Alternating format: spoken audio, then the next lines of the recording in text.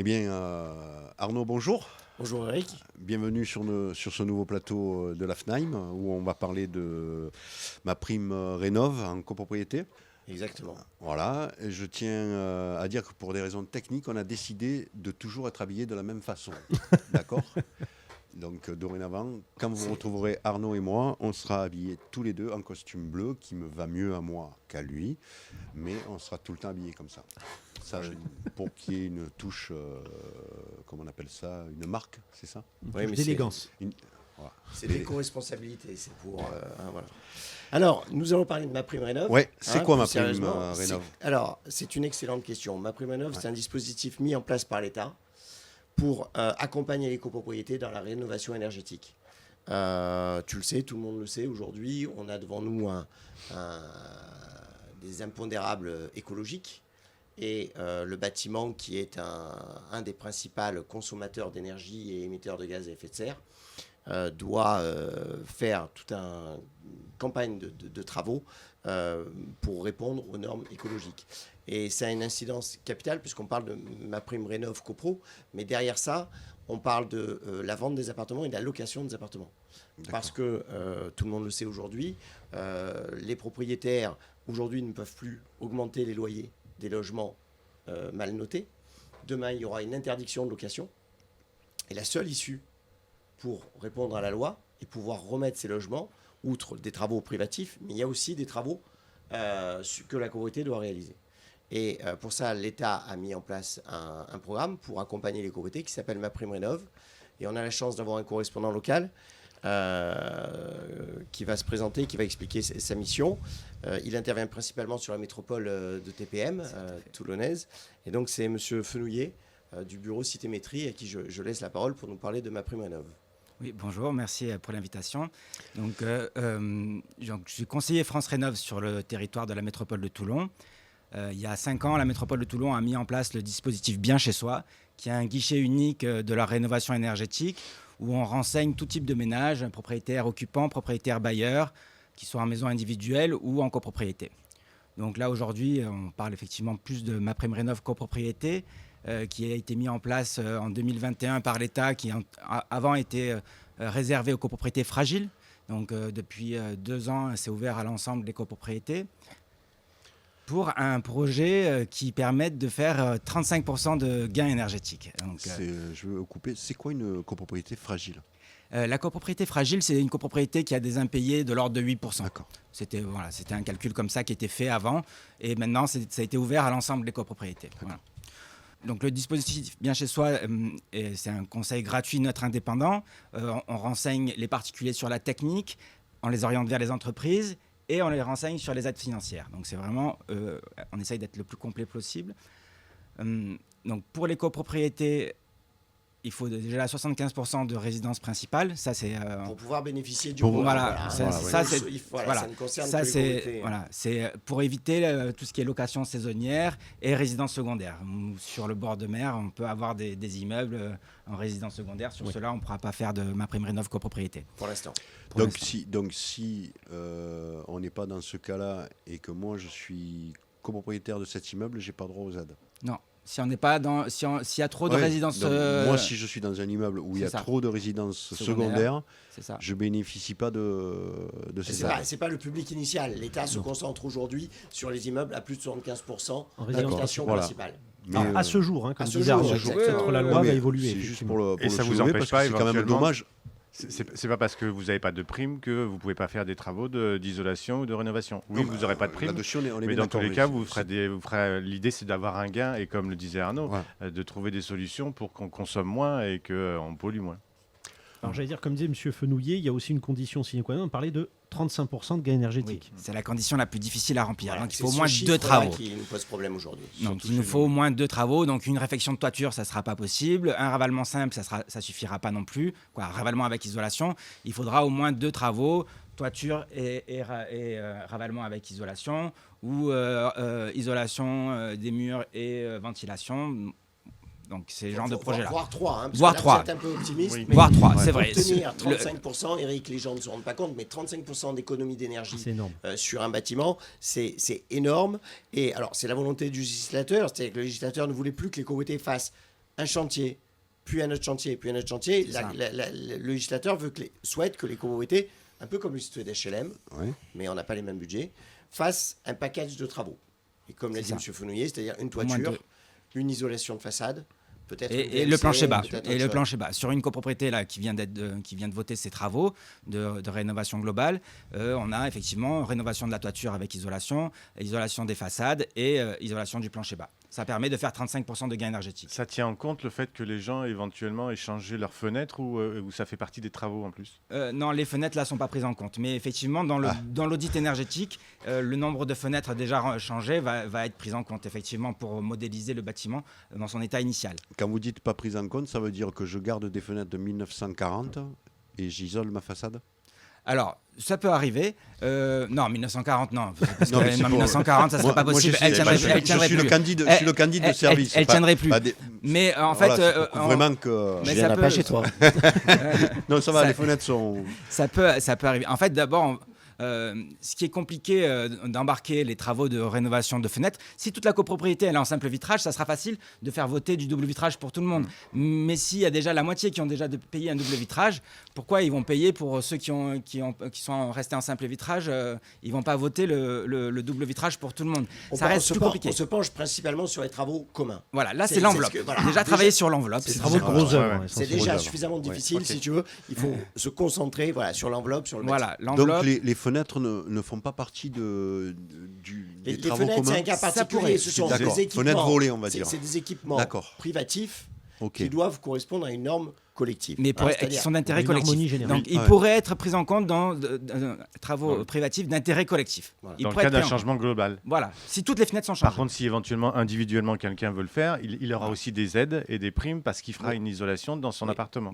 Donc ça, c'est un complément de ce qu'on peut faire la copropriété. Les menuiseries sont intéressantes, mais en fait, c'est l'arbre qui cache la forêt.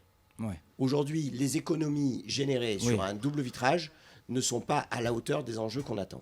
C'est à peine 10%. Voilà. Alors que sur un ravalement de façade, on peut faire 30%. C'est important de dire ça parce qu'on a souvent ce retour en copropriété. Oui, mais nous, on a changé nos fenêtres et donc on a... Non, ça fait partie d'un tout et c'est global. Et comme le dit Arnaud, c'est une fenêtre, c'est pas très... Enfin, c'est important, mais pas aussi important que le bâtiment lui-même. C'est une notion que je répète tous les jours. C'est la température que notre corps ressent est une moyenne de température entre la température des murs et la température de l'air. Si votre mur il n'est pas isolé, qui fait 5 degrés dehors, il est à 10 degrés dedans. 10 plus 20 divisé par 2, ça fait 15. Notre corps a une sensation de paroi froide. Tant que le mur ne sera pas isolé, il y en aura une sensation de paroi froide qui augmente avec l'âge. La mamie à côté devant la télé qui ne bouge pas de la journée, elle va avoir froid si son mur n'est pas isolé. J'allais poser une question toute simple. J'allais dire concrètement, dans le cadre de la copropriété, pour déterminer en fait ces 35% de gain d'énergie, on a certes le vote de travaux qu'on a abordé, mais je crois qu'il y a aussi un audit énergétique. C'est ça. C'est la pièce maîtresse, c'est l'audit énergétique. Soit il a déjà été réalisé, soit il faut le réaliser pour faire un état initial et proposer des différents scénarios de travaux qui seront proposés aux copropriétaires. Un de ces scénarios sera choisi. Et en fait, nous, notre travail, c'est de comparer financièrement parlant un projet de ravalement simple, mettons, le projet classique que les propriétaires auraient fait normalement, et un projet de rénovation globale, donc avec un gain énergétique à 35%, des aides financières associées et des économies d'énergie associées, et un éco-prêt à taux zéro qui peut être possible aussi. Donc, on compare ces deux choses, on les présente en assemblée générale avec des plans de financement détaillés par tantième, par copropriétaire, pour que chacun sache exactement ce qu'il doit payer. On fait, mettons, 4% d'augmentation du prix de l'énergie sur 15 ans, et on compare les deux projets. C'est important, je pense, de souligner pour les copropriétaires qui nous écoutent que ça n'est pas l'entreprise qui est choisie ni le maître d'œuvre qui décide que tel ou tel travaux qui vont être exécutés apportent un gain. C'est par cet audit qui est nécessaire au préalable. Donc, l'audit détermine différents scénarios avec un gain à 35 voire 55. Et après, nous, on étudie, par exemple, sur un projet, on peut avoir la chaudière au gaz et toiture, chaudière à granulés et toiture. On va comparer les deux et après, en assemblée générale, les copropriétaires choisiront le projet qui les intéresse le mieux. Voilà, et ça, c'est important. Et ça, c'est gratuit, jusqu'au vote des travaux. cet accompagnement est gratuit jusqu'au vote de votre travaux. accompagnement est gratuit. L'accompagnement est gratuit. Il est pris en charge par la métropole de Toulon et le service d'accompagnement à la rénovation énergétique. Voilà. Alors, comme on s'adresse à tous les syndics du Var, votre intervention, effectivement, se limite à la métropole toulonnaise. Voilà. Après, il y a d'autres dispositifs qui sont en place dans d'autres interventions. Mais ça, c'est votre intervention. Mais comme vous l'avez dit, comme l'a dit Mehdi, il faut faire un audit. Ça a un coût. Et il faut ensuite, bien évidemment, générer les travaux. Juste, donc, on l'a vu, c'est un package de travaux. C'est des travaux importants financièrement, puisqu'on parle d'isolation par l'extérieur, puisqu'on sait que l'isolation par l'extérieur est nettement plus performante qu'une isolation par l'intérieur. Isoler les toitures, les planchers bas, intervenir sur MMC. Juste, je voudrais que vous nous donniez l'ordre d'idée de grandeur. Comment intervient MaPrimeRénov'? Je suis copropriétaire.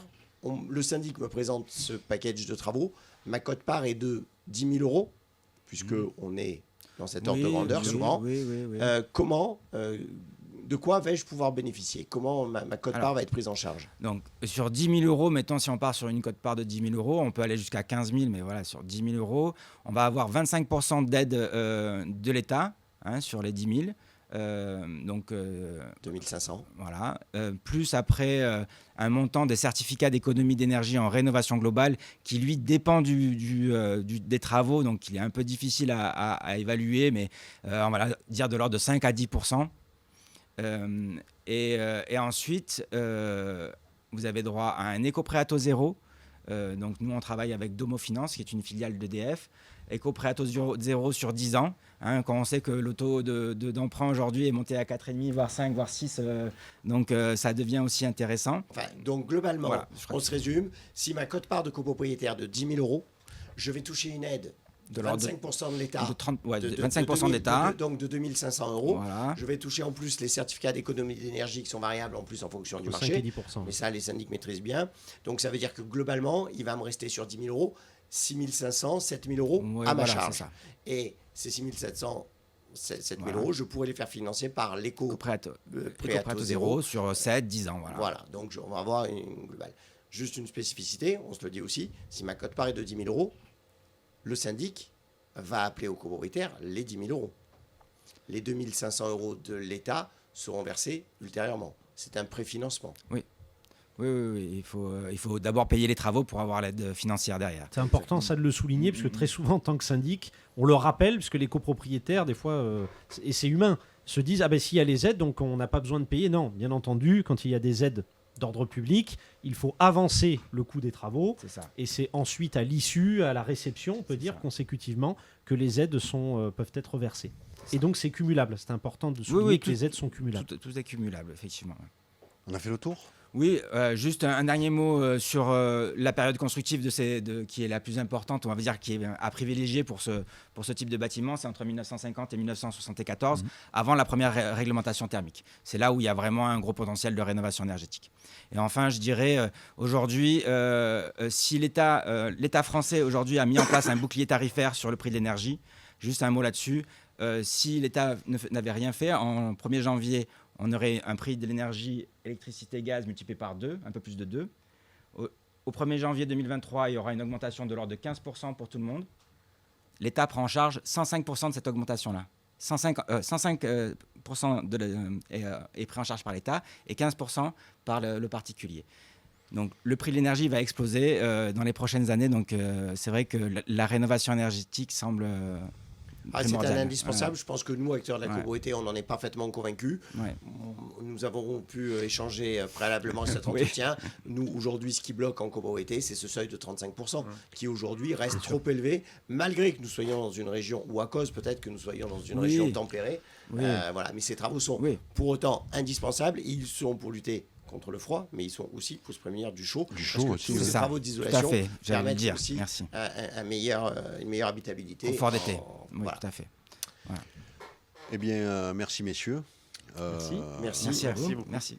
Merci monsieur Fenouillet pour vos éclaircissements. Voilà. À votre service.